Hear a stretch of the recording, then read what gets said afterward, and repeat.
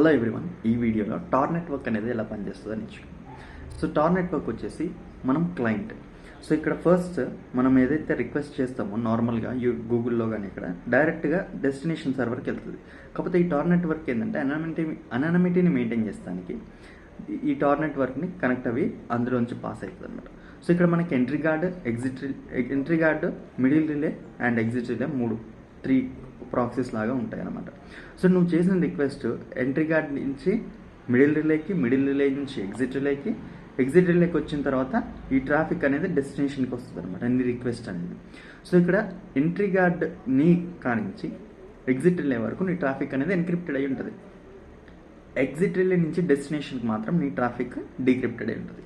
So నార్మల్గా నువ్వు dark websites visit అవ్వాలంటే టార్ నెట్వర్క్కి ఖచ్చితంగా కనెక్ట్ అవ్వాలి. ఎందుకంటే డార్క్ వెబ్సైట్స్ అనేవి టార్ బ్రౌజర్స్లో మాత్రమే పనిచేస్తాయి అనమాట. ఎందుకంటే నీ యూఆర్ఎల్ అనేది అర్థం కాకుండా ఎన్క్రిప్ట్ అయి ఉంటుంది.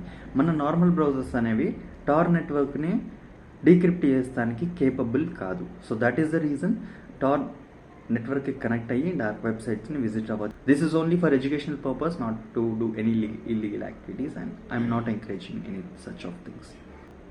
వీడియో నచ్చితే లైక్ చేయండి, ఫాలో కొట్టడం మాత్రం అసలు మర్చిపోవద్దు.